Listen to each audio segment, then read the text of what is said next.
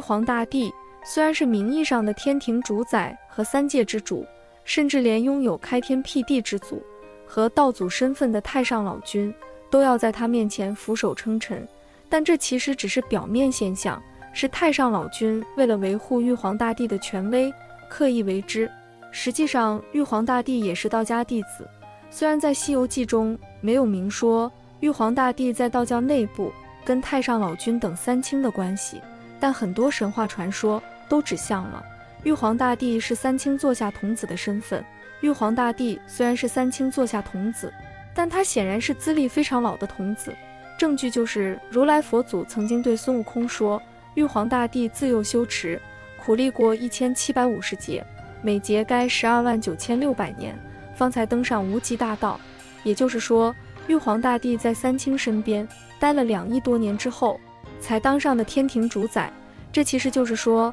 三清对玉帝进行了长达2亿多年漫长的考察之后，才放心把天庭交给玉皇大帝掌管。三清作为道教最高神，专注于心无旁骛进行修行，天庭行政管理方面的事务是需要有人代劳的。玉皇大帝在三清坐下那么久的时间，勤劳肯干，把三清交代的任务打理得井井有条，展现了很出色的管理才能。显然，三清对玉皇大帝的工作是非常满意的，于是决定提拔玉皇大帝担任了天庭最高的领导职务。有玉皇大帝这样出色的领导管理天庭，三清就可以安心自己的修行大业了。因此，三清才是天庭幕后真正的大佬，玉皇大帝只是三清推向前台的代理人而已。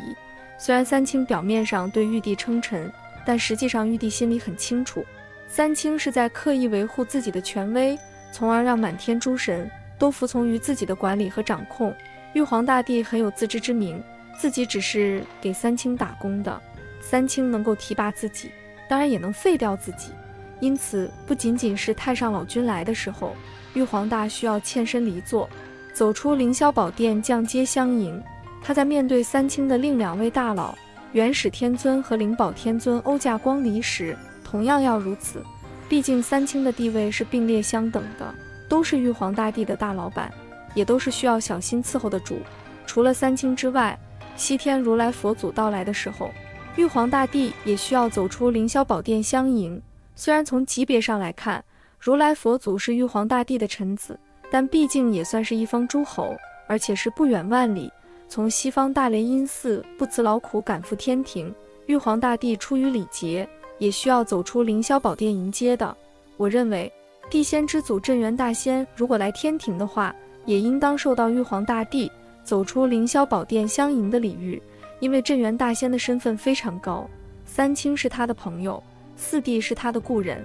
九曜是他的晚辈，元辰是他的下宾，而且镇元大仙经常接受元始天尊邀请，去听到玉皇大帝面对自己大老板的朋友，肯定是不敢怠慢，这是个得罪不起的人，勿否则镇元大仙嘴一歪歪，在三清面前告玉皇大帝一状，后果是玉皇大帝承受不起的。人们常用跳出三界外，不在五行中来形容那些不受世俗约束、超然世外的人。道教认为，在三界之外可以让人超脱生死，远离轮回，达到长生久世的境界。那么什么是三界呢？三界在道教有不同的说法，根据宇宙空间的划分，可分为天地人三界或天地水三界。早在道教诞生之前，古代人们就对天地水产生了自然崇拜，他们生育万物，一切众生离开他们将无法生存。道教创立以后，吸纳了民间的信仰崇拜，将天地水神格化为主宰人间祸福的3位神祇，他们分别为上元赐福天官紫微大帝，中元赦罪的官清虚大帝和下元解厄水官洞阴大帝，俗称三官大帝。道教太上三官经有云天官赐福，地官赦罪，水官解厄，所以统御天地水三界的神明分别为天官大帝、地官大帝和水官大帝。天地人三界及神祇居住的天界，亡灵所在的冥府地界和人类生活的人界。东汉张道陵天师正式创立道教以后，随着历史的发展，其内部逐渐形成了一套完善的神仙体系，并且以三清天尊玉、黄大帝四御为主神，其中玉皇大帝掌管三界十方、四生六道众生的一切阴阳祸福。根据道教典籍《上清灵宝大法》的记载，昊天上帝，诸天之帝，仙真之王，圣尊之主，掌万天升降之权，司群品生成之机，三洞四府进京之标格，大梵至妙无为之神威，乃三界万神三洞仙真之上帝君也。虽然玉皇大帝地位在三清天尊之下，但是他却是三界的实际主宰者。玉皇大帝作为众神之主，三界分别有不同的神奇辅佐具体事务。在三界中的天界，有四羽协助玉皇，紫微大帝协助玉皇大帝掌管天经地纬、日月星辰，同时也亦使雷电鬼神、南极长生大帝协助玉皇大帝执掌人间的寿命祸福、勾陈上宫，天皇大帝协助玉皇大帝执掌直南北二极和天地人三才，并主管人世间的兵籍战争之事。后土皇帝之的神职是掌管山岳土地变化及诸山神帝旨和三山五岳大帝等大神，并节制节运之事。人界是人类和自然界万物生活的地方，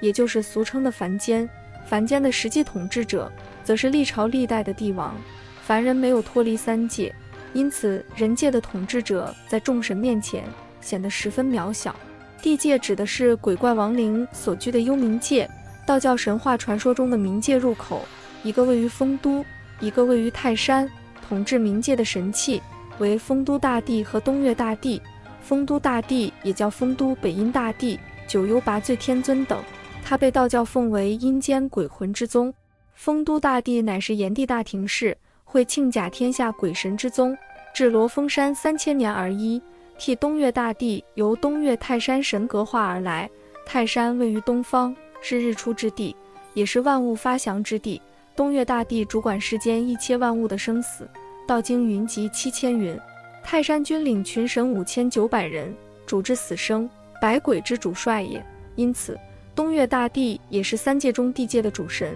所以在天地人三界之中，玉皇大帝为三界主宰，而人界的帝王及地界的丰都大帝等分别辅佐玉皇，执掌各自不同的空间之事。而早期的天地人三界则是由三官大帝分别执掌。其实玉皇大帝的实力是非常厉害的。玉皇大帝本就是红军老祖座下的书童，红军老祖的实力乃三界之高，无人能与其匹敌。作为红军老祖的书童，实力又怎会差呢？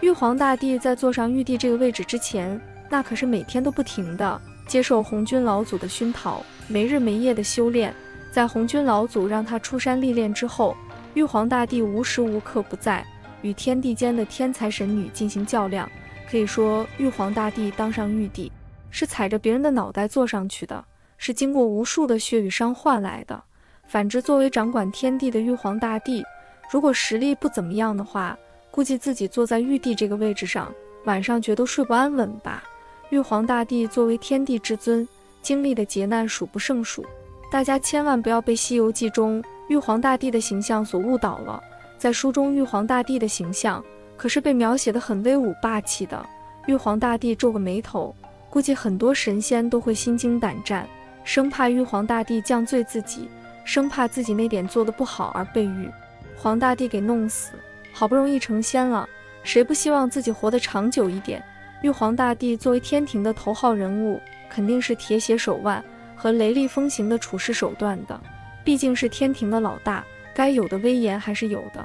如果没有一点威严，偌大的天庭玉帝是怎么管理下来的？像天地中的各大巨头，见到玉皇大帝都要给3分薄面，毕竟都是同一级别的人物，谁不是从各种大战和血拼中一步步走向巅峰的？如果连这点面子都不给，估计也不会有那么多巨头了，直接血拼到底，只剩一个老大就好了。毕竟都是好不容易走到这一步的，谁不想好好多享受一下呢？以上就是今天分享的内容，喜欢请点赞、关注、转发，感谢观看，我们下期见。